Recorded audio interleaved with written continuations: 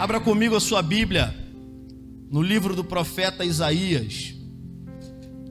Isaías capítulo 60.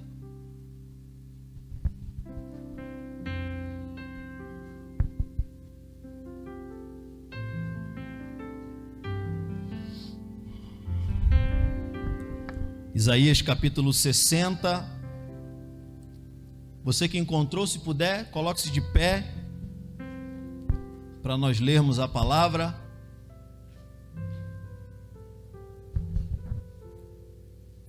Diz assim o texto: levante-se, resplandeça, porque já vem a tua luz, e a glória do Senhor vai nascendo sobre ti.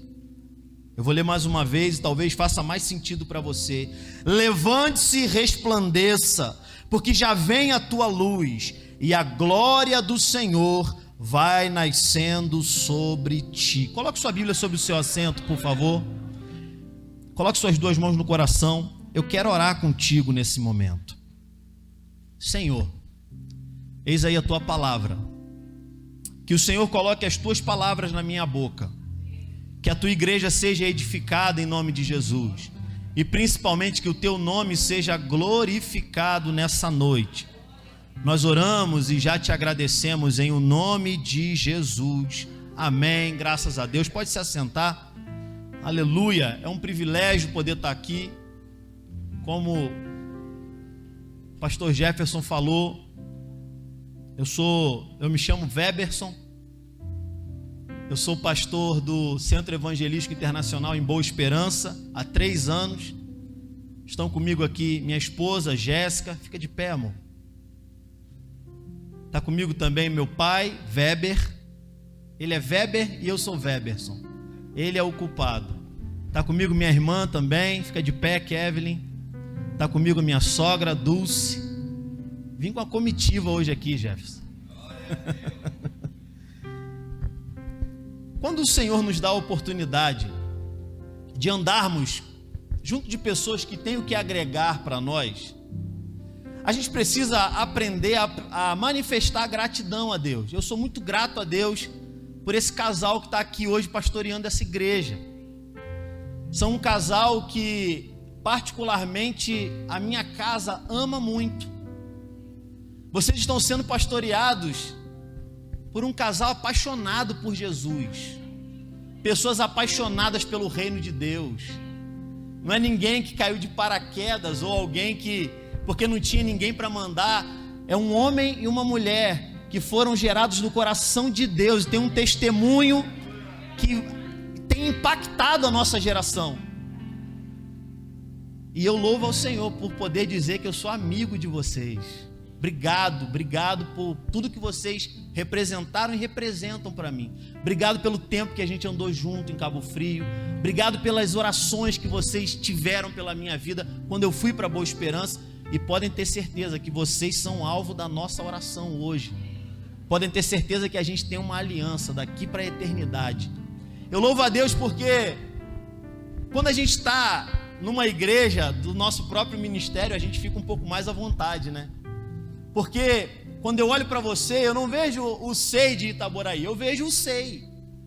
Porque seja em Itaboraí, em Boa Esperança, em Cabo Frio, lá em Rio Bonito, ou em Icaraí, onde quer que seja, essa família, ela foi chamada para gerar vencedores. Ela foi chamada para estabelecer o reino de Deus aonde quer que a gente esteja. Então você, aonde você estiver, é também o embaixador dos céus na sua casa, na sua vizinhança, aonde você trabalha, com as pessoas que convivem com você. Então existe um potencial liberado por Deus em você que vai se estabelecer e vai se manifestar à medida em que você abrir as portas do seu coração e também da sua casa, e também daquilo que você faz, e também de quem você é, para que o Espírito Santo de Deus flua em tudo que você vai fazer. Agora olhe para mim, por favor.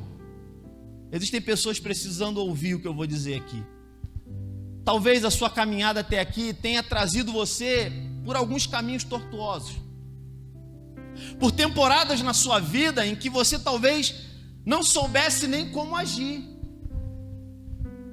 Talvez você, em alguns momentos da sua caminhada, tenha tenha se deparado com alguns tipos de situações que você não sabia nem o que dizer.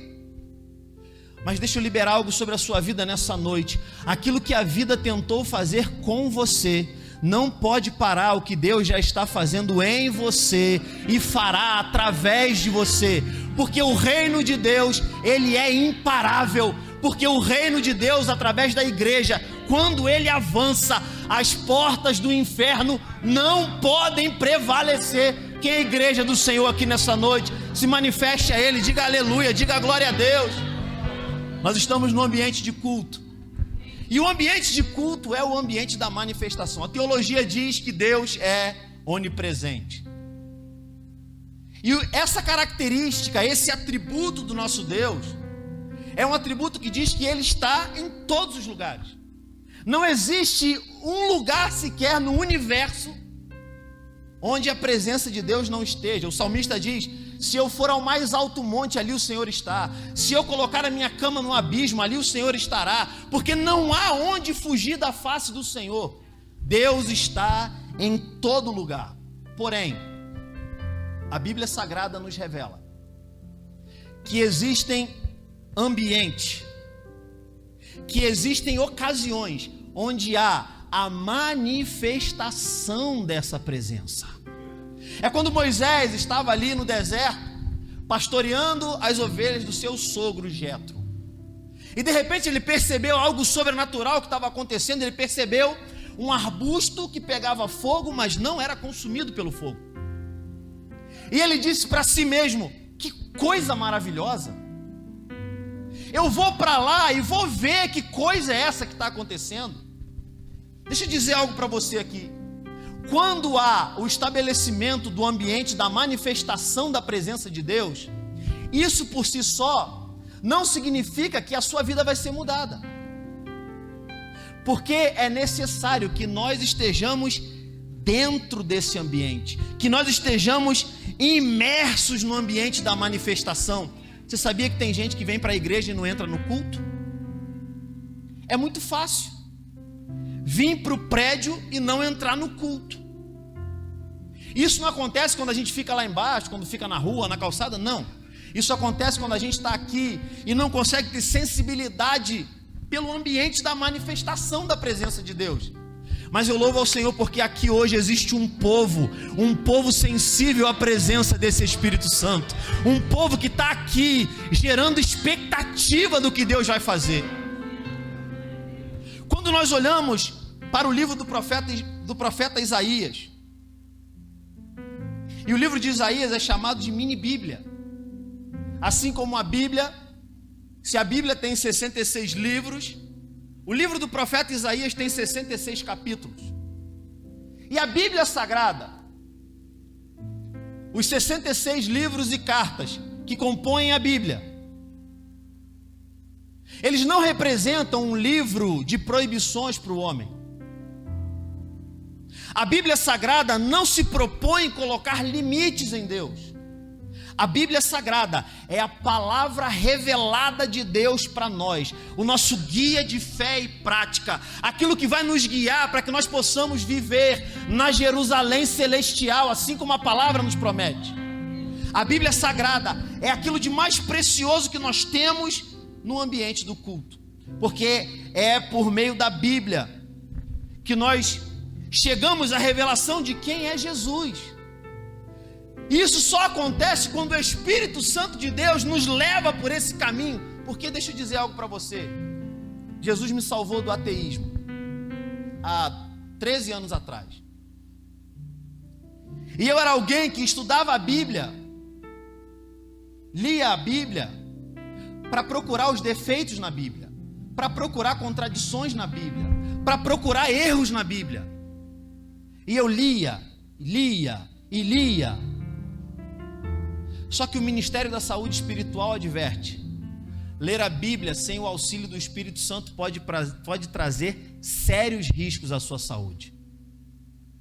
Só que no momento em que a graça de Cristo brilhou diante de mim, no momento em que essa graça me alcançou, quando eu passei a olhar para a Bíblia, me debruçar sobre a Bíblia, aquilo tudo passou a fazer muito sentido para mim. Se antes os mais de 31 mil versículos da Bíblia não faziam o menor sentido para mim, quando eu passei a olhar para a palavra de Deus, entendendo que ela era a palavra de Deus, tudo mudou. Porque diante daquilo que Jesus fez por nós, todas as nossas certezas simplesmente desmoronam. Tudo que a gente pensa que sabe simplesmente desaba. Teve um dia então que eu estava lendo a Bíblia e eu parei no versículo áureo. Jesus falando com Nicodemos. Nicodemos foi até Jesus. Ele, um dos maiorais do Sinédrio, foi até Jesus. Jesus tem ali uma conversa com ele. Para encurtar a história, Jesus faz uma das revelações mais profundas de toda a história da humanidade.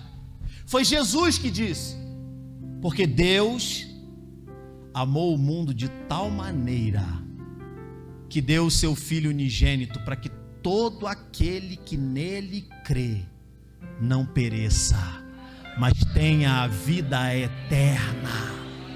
E quando eu li isso, eu não sei porquê, pastor, mas eu li de novo. E eu li de novo. E eu li de novo, e quando eu percebi, eu estava mais ou menos a uma meia hora só lendo aquele versículo, quando de repente, as melhores coisas que Deus faz na nossa vida, muitas vezes acontecem de repente. Assim como os discípulos, lá em Atos capítulo 2, eles estavam todos reunidos no mesmo lugar, e de repente, veio sobre eles um som, como de um vento impetuoso, e encheu toda a casa, e apareceram sobre eles línguas como que repartidas com fogo, e elas repousaram uma sobre cada um deles, e diz o texto, e todos foram cheios do Espírito Santo de Deus. Muitas vezes aquilo que Deus tem para derramar sobre nós acontece de repente, e para mim, naquele momento foi de repente. De repente, ao olhar para aquele versículo, parece que fez sentido para mim. Parece que, pela primeira vez na minha vida, um versículo tinha feito total sentido, e parece que eu fiquei ali algumas horas, eu tinha essa sensação, porque naquele momento eu me senti como que invadido por aquele amor que a Bíblia estava falando. Sabe quando você não consegue explicar, você não consegue dizer, você não consegue orar, você só consegue chorar? É quando Deus toca na tua vida, naquilo que você mesmo não quer que Ele mude, mas Ele toca dentro de nós para mostrar: olha filho, você ainda não sabe, mas eu já estou realizando aquilo em você, que eu quero realizar através de você. E ali naquele momento na minha casa eu senti a presença de Deus, e aquele amor me invadindo. E dali então eu nunca mais consegui pregar do mesmo jeito. Eu nunca mais consegui olhar para a Bíblia do mesmo jeito. Eu nunca mais consegui me relacionar com as pessoas do mesmo jeito. Eu nunca mais consegui orar do mesmo jeito. Eu nunca mais consegui ser a mesma pessoa. Porque quando a glória de Cristo enche a nossa vida, quando a glória do Espírito Santo de Deus vem sobre nós, é impossível continuar do mesmo jeito. O profeta Isaías foi levantado por Deus para profetizar num tempo difícil na nação de Israel. O livro é dividido em algumas partes, dependendo de como você queira analisar, mas eu quero trazer para você uma perspectiva. Isaías, ele vai profetizar antes do povo ir para o exílio. Ele profetiza e fala de um tempo enquanto o povo está exilado. E ele vai falar de um período em que o povo voltaria do exílio. Por isso o livro de Isaías é chamado de mini Bíblia. Praticamente todos os assuntos que são tratados de Gênesis a Apocalipse, Isaías começa a tratar no seu livro. E é aqui que eu quero começar a pregar para você nessa noite. Quantos querem receber, digam amém. Isaías começa profetizando sobre a nação de Israel e falando daquilo que viria da parte de Deus se o povo não se convertesse, se o povo não se voltasse daquilo que ele estava fazendo. E os primeiros capítulos de Isaías, eles são difíceis de ler, porque o profeta ele já começa dizendo: ai das prostitutas, ai dos idólatras, ai dos feiticeiros, ai dos religiosos, ai dos fornicadores. Isaías começa a proferir juízo contra todo mundo. Isaías, ainda imbuído daquilo que tinha sido lançado sobre ele, Isaías era primo do rei Uzias. E quando a gente olha a forma como Isaías iniciou o seu ministério, é muito fácil perceber por que Isaías tinha tanta facilidade de botar o dedo na cara de todo mundo e dizer: ai de você, ai de você, ai de você, porque você está fazendo isso, fazendo isso, fazendo isso, fazendo isso. Você já viu que tem pessoas que às vezes passam pelo nosso caminho, pela nossa caminhada, e que elas têm muita facilidade em apontar o dedo para o erro dos outros, mas tem tanta dificuldade em reconhecer os seus próprios erros? Isaías era um homem que tinha essa facilidade porque, de certa forma, ele tinha as costas quentes. Ele era primo do rei. Ninguém ia botar a mão em Isaías. Ninguém ia fazer nada com o profeta que era o primo do rei. Só que aí chega um momento inevitável na vida de todo homem e mulher na face da terra. O momento em que as tuas certezas desmoronam. O momento em que aquilo que você confia te deixa na mão. E lá no capítulo 6, Isaías declara: no ano em que morreu o rei Uzias. Ele começa declarando, em outras palavras, no ano em que eu perdi a segurança que eu tanto prezava, no ano em que tudo que eu confiava desmoronou, no ano em que a minha estabilidade simplesmente desapareceu. Ele diz: no ano em que morreu o rei Uzias, eu vi o Senhor. Sabe que às vezes Deus permite que algumas zonas de conforto na nossa vida simplesmente deixem de existir, porque Ele quer nos chamar para ter um encontro genuíno com Ele.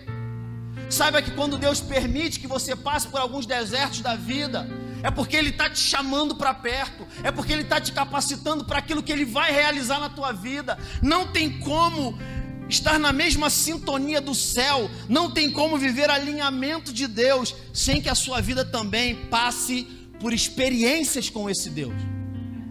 Porque como Jó,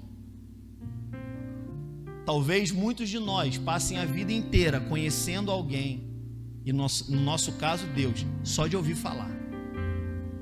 Qual foi a tua última experiência com Deus? Chegou um momento da minha vida que eu percebi que eu estava vivendo da experiência dos outros. E é muito triste para nós quando a gente se contenta em simplesmente viver um evangelho baseado na experiência dos outros. Porque o mesmo Deus, irmãos, eu creio nisso aqui, mais do que eu creio que o meu coração vai continuar batendo. Mais do que eu creio que eu estou aqui em Itaboraí agora pregando para vocês. Mais do que qualquer coisa, se a Bíblia disse, para mim é suficiente, ponto.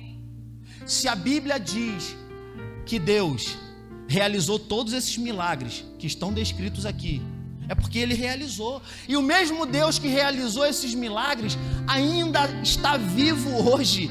Ele é um Deus vivo, Ele é um Deus de vivos, Ele é um Deus que quer fazer milagre na nossa história. Ele é um Deus que quer nos conformar à imagem de Cristo, porque quando nós estamos conformados a quem Jesus é, aí nós passamos a viver aquilo que Jesus tem para estabelecer em nós. Não tem como vivenciar aquilo que Isaías viu e vivenciou, sem que nós também sejamos pessoas que estejam dispostas a abrir mão do que for preciso.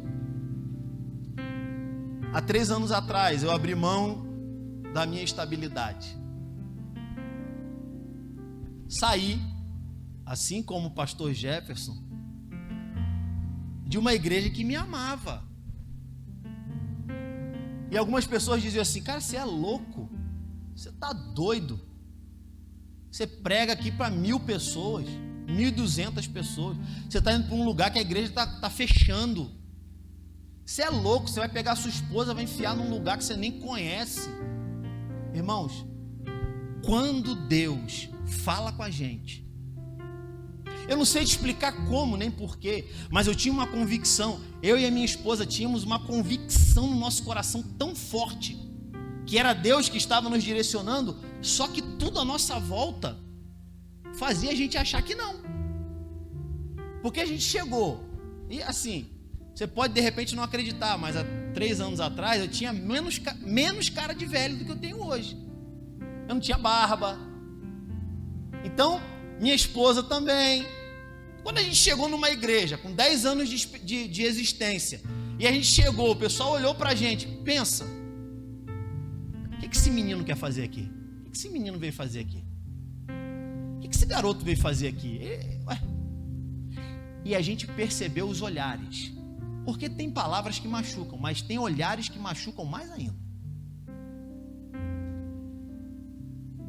Só que Deus, quando Ele chama alguém, e quando Ele chamar você, ou se Ele já chamou você, e quando Ele tem um propósito na vida de alguém, Ele move céus e terra. Porque o propósito dele precisa ser estabelecido sobre a terra. E para nós é uma grata oportunidade ser participante da grande obra que Ele está fazendo sobre a terra. E a gente começou a plantar ali, e a gente começou a fazer o trabalho de formiguinha. E graças a Deus que o Senhor tem abençoado aquela igreja, uma igreja que era motivo de vergonha para o ministério, hoje é motivo de alegria, não por causa de mim, porque o Senhor é fiel. Talvez você tenha vivido um tempo de deserto, mas eu vim aqui nessa noite para declarar sobre a sua vida, que quando Deus faz isso, é porque Ele está nos aperfeiçoando. Ele tem que primeiro, olhe para mim por favor, quando Deus quer levar você para algum lugar, primeiro Ele vai te transformar na pessoa que vai poder desfrutar daquele lugar. Pensa no seguinte, não tem nenhuma criança pequena aqui, mas vamos supor que tivesse alguma criança pequena aqui, e eu pegasse a chave do meu carro e desse na mão dessa criança, ele ia poder desfrutar na totalidade o presente? Não, ele não sabe dirigir. Talvez para alcançar o pedal ele não ia conseguir ver o para-brisa, para ver o para-brisa não ia conseguir alcançar o pedal. O que tem que acontecer? Ele tem que crescer, tem que fazer 18 anos, tem que tirar a habilitação.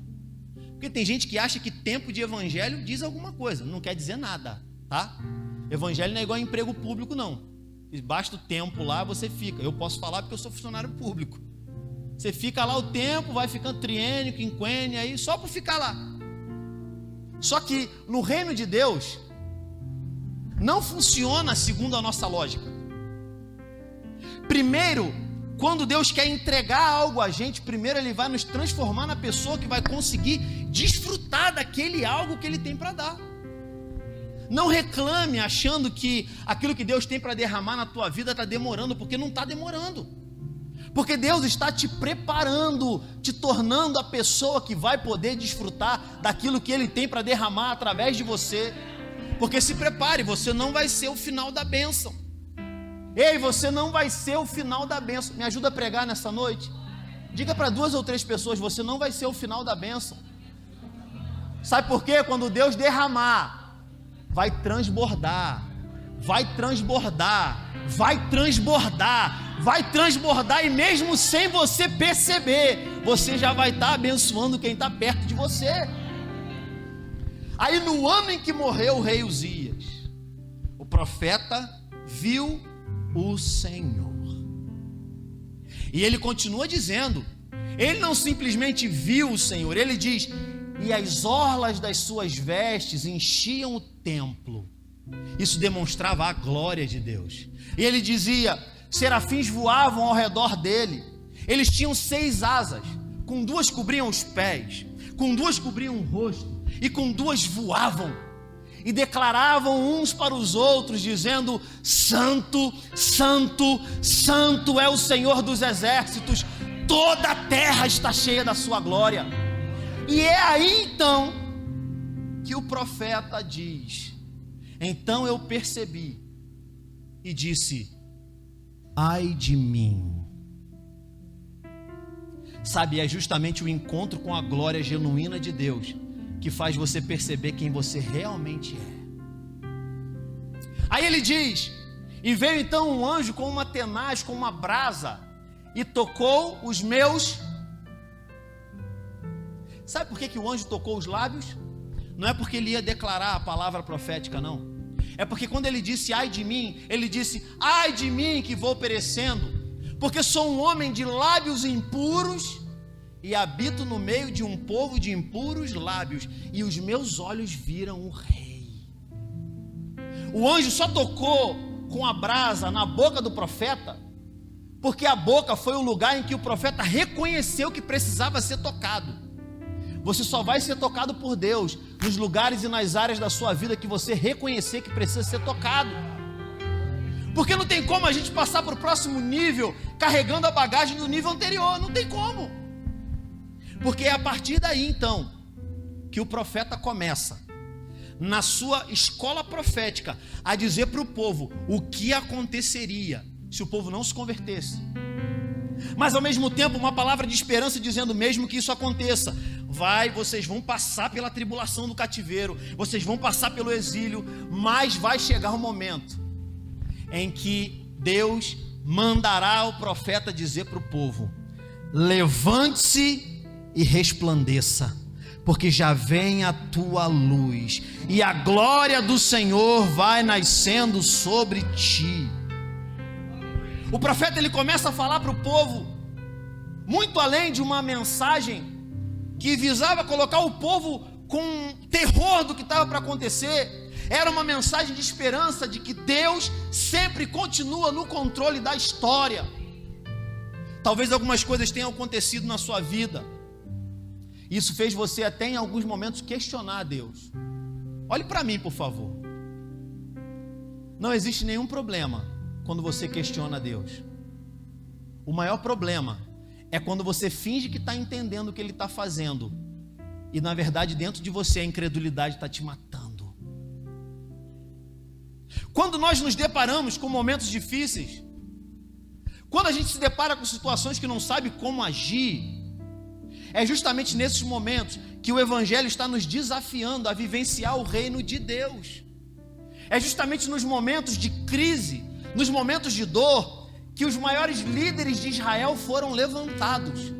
Justamente nos momentos em que ninguém sabia como agir, é que Deus pensava do meio do povo homens e mulheres para guiar o povo, homens e mulheres para exercitar aquilo que Deus tinha para derramar, homens e mulheres para serem boca profética para a nação, para mostrar o caminho, para mostrar a direção. E hoje para nós esse caminho já foi revelado. O nome do caminho é Jesus Cristo.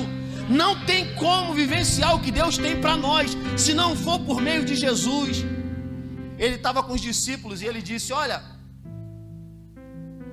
não se turbe o coração de vocês, não fiquem tão preocupados, creiam em Deus, creiam também em mim, porque na casa do meu pai existem muitas moradas, e eu vou preparar lugar para vocês, para que onde eu estiver, vocês também estejam comigo.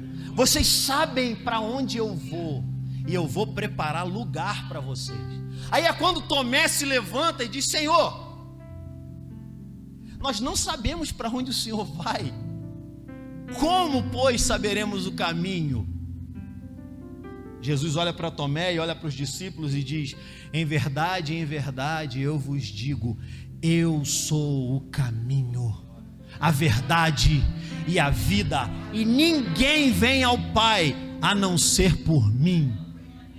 Quando a Bíblia revela para nós que o Messias viria salvar o povo de Israel, e Isaías é um profeta messiânico, porque ele é um profeta da Bíblia que mais apontou para Jesus, quem mais falou sobre Jesus, no século 8 a.C., são quase 800 anos antes de Jesus nascer, e Isaías já estava apontando para o Messias que iria libertar não só a nação de Israel, mas iria libertar todo aquele que nele crê, porque todo aquele que nele crê não perece, mas tem a vida eterna.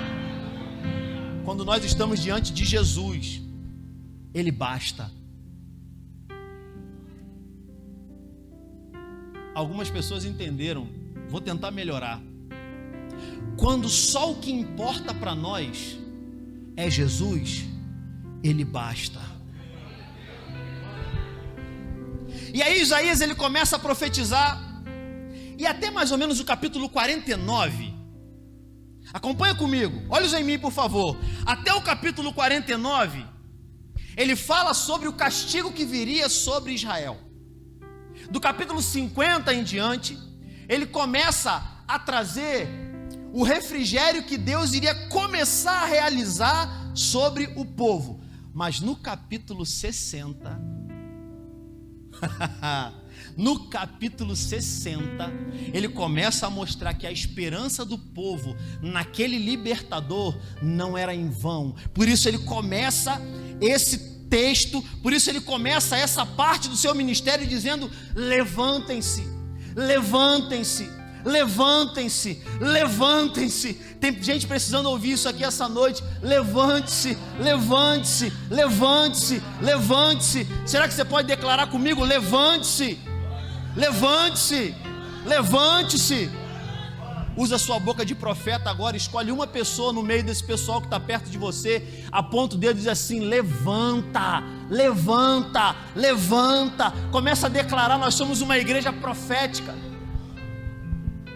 Ei, levanta, levanta, porque aquilo que Deus tem para realizar através de você, ninguém mais pode fazer, é você que vai fazer.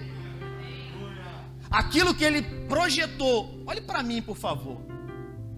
Eu me deparei com um ensinamento essa semana. Eu gosto muito de receber conselhos. Quando eu chego numa igreja que eu vejo assim pessoas com cabelo branco, eu fico vibrando.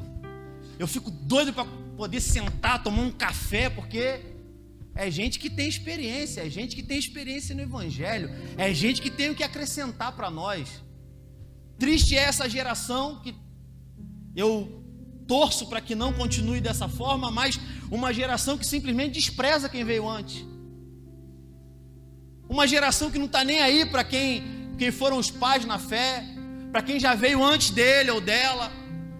Eu honro e valorizo aqueles que vieram antes de nós, porque se não fosse pelas pessoas que vieram antes de nós, a gente nem estaria aqui, o Evangelho não teria nem chegado a nós. Ei, eu não sou de uma família, de um berço cristão. Jesus me salvou aos 20 anos de idade, mas graças a Deus que havia uma igreja para que eu fosse alcançado pelo Evangelho. A gente precisa valorizar quem veio antes da gente, sempre. E aí o profeta, quando ele começa a falar, e ele vira para o povo de Israel e começa a dizer: levante e resplandeça. O que ele está dizendo é o seguinte: olha, até aqui eu falei para vocês sobre o que Deus faria, o que Deus permitiria que viesse sobre vocês se vocês desobedecessem. E aí do capítulo 50 até o 59 ele começa a trazer um refrigério do que Deus iria fazer tirando o povo do cativeiro. Mas no capítulo 60 ele traz então a revelação da esperança no Messias. Ele traz então a esperança de nós sermos pessoas nas quais Deus vai fazer para que nós também sejamos profetas nessa nação, para que nós também sejamos o potencial que Deus tem para derramar. Deixa eu te dizer algo aqui. Deus criou você exatamente do jeito que você tinha que ser. Tem gente que não gosta muito do nariz, da orelha, da barriga, do pé, da voz. Só que Deus criou você, olhe para mim por favor, porque Ele colocou em você exatamente o potencial que Ele sabia que o mundo estava precisando. Aquilo que Ele colocou dentro de você é porque Ele, na sua infinita sabedoria e soberania, sabia que o mundo precisava de todo o potencial que seria liberado de dentro de você. Então quando Deus olha através do profeta para a nação de Israel, e eu quero de forma profética chamar isso para nós nessa noite, e ele diz: levante-se e resplandeça. Ele está dizendo duas coisas. Existe um posicionamento que você precisa ter para que as coisas comecem a acontecer. Não tem como continuar fazendo as mesmas coisas e esperar resultados diferentes. Aí tem gente que diz assim: mas por que Deus não me usou? Mas por que Deus não faz isso? Mas por que Deus não faz aquilo? Por que Deus não alavanca o meu ministério? Por que Deus não fez isso na minha família? E são pessoas que talvez estejam há anos fazendo a mesma coisa. Irmãos, eu gosto muito desse exemplo porque ele é muito simples. Se eu colocar 1 mais 1, o resultado vai ser 2. Se estiver chovendo e eu colocar 1 mais 1, o resultado vai ser? Se tiver muito calor ali fora e eu colocar 1 mais 1, o resultado vai ser? Daqui a um ano, 1 mais 1 vai ser? Então não importa se mudar do lado de fora, 1 mais 1 sempre vai ser 2? Então não tem como a gente usar a mesma conta e esperar que o resultado seja diferente. Não tem como a gente continuar fazendo a mesma coisa e esperar que Deus faça um milagre. A gente adora milagre porque milagre só dá trabalho para Deus.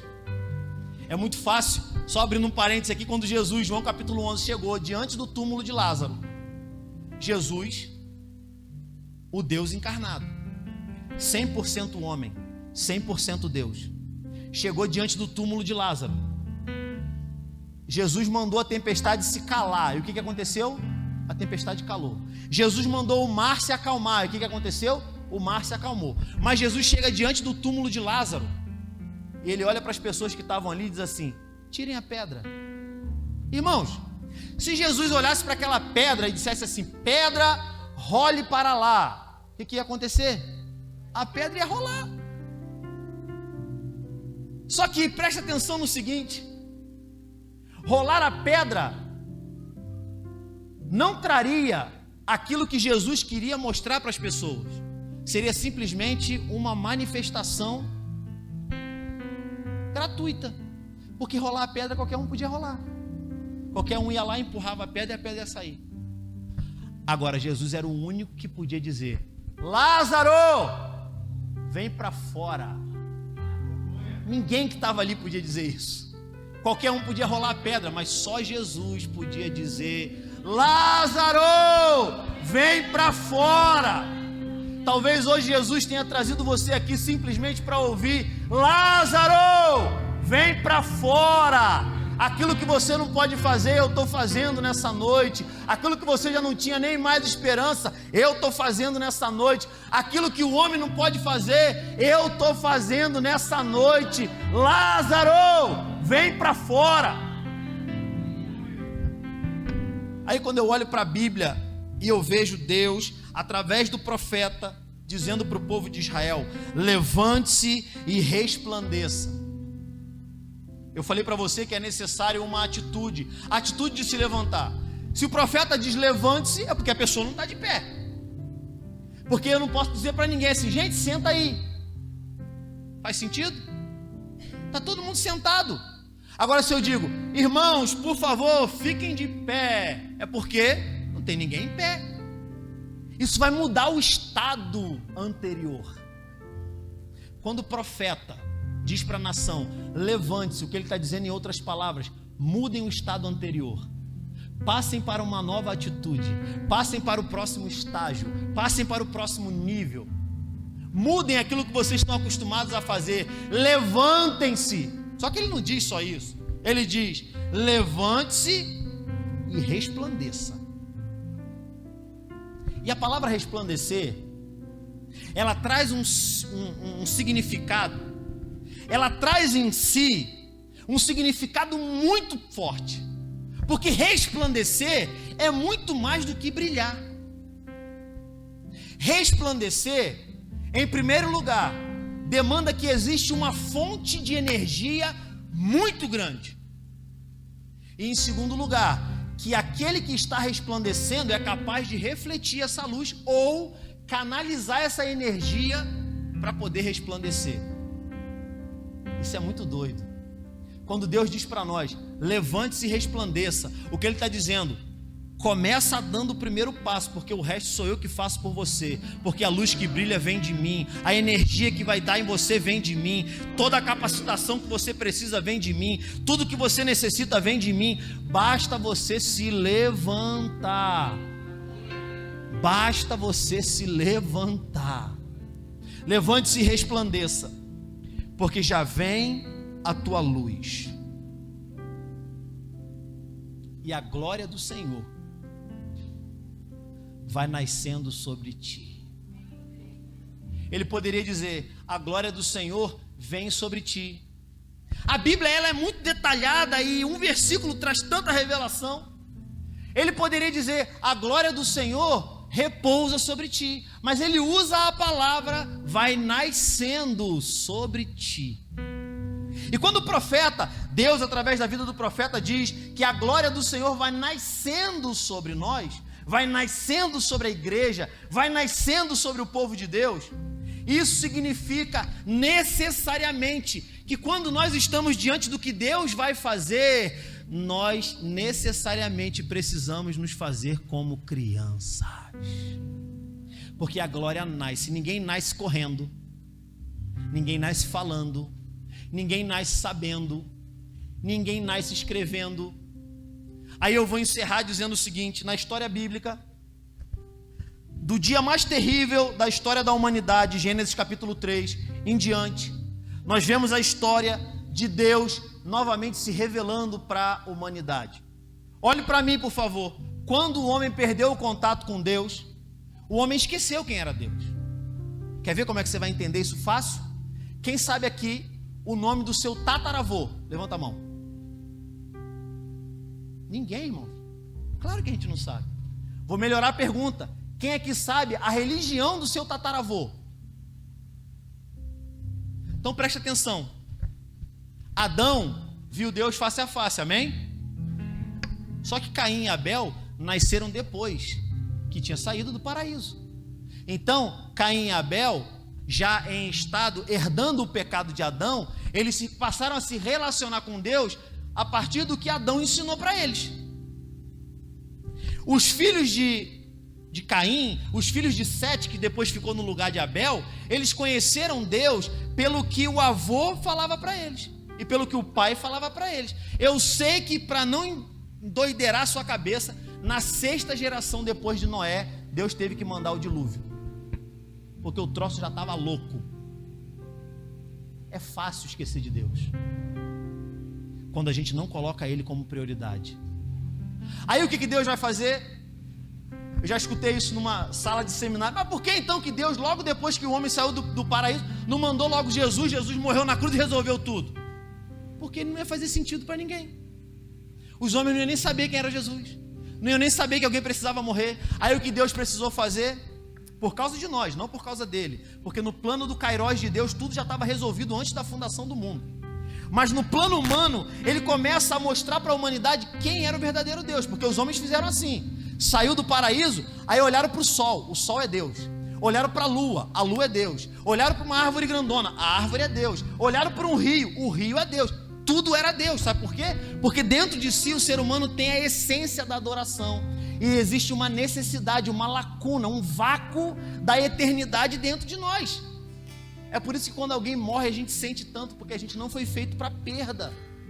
A gente não foi feito para perder, porque Deus criou o homem para ser pleno. Mas continue acompanhando aqui. Aí Deus começa então um plano pedagógico para reapresentar quem ele era para a humanidade. Aí ele escolhe Abrão, e aí vem Isaac, Jacó, aí vem a história dos 12, aí vem Moisés, e vem toda aquela história bíblica para que na plenitude dos tempos, aquilo que o profeta Isaías declarava acontecesse. Um povo que vivia em trevas viu uma grande luz, e aqueles que viviam no vale da sombra da morte, resplandeceu-lhes a luz, porque um menino nos nasceu, um filho se nos deu, e o principado está sobre os seus ombros, e ele será chamado Maravilhoso Conselheiro, Deus Forte, Pai da Eternidade e Príncipe da Paz. É por isso que quando nós olhamos para Jesus, tudo faz sentido. Tudo faz sentido quando a gente olha para Jesus, porque Ele mesmo, subsistindo em forma de Deus, não teve por usurpação ser igual a Deus. Antes a si mesmo se esvaziou e se humilhou e tornou-se semelhante aos homens, e sendo reconhecido em figura humana, a si mesmo se humilhou e foi obediente até a morte, e morte de cruz. Pelo que também Deus o exaltou sobremaneira e lhe deu o nome que está acima de todo nome, para que ao nome de Jesus se dobre todo o joelho nos céus, na terra e debaixo da terra, e toda língua confesse que Jesus Cristo é o Senhor, para a glória de Deus o Pai. Ele é o alfa, Ele é o ômega, Ele é o princípio, Ele é o fim, Ele é o autor e o consumador da nossa fé. Aleluia!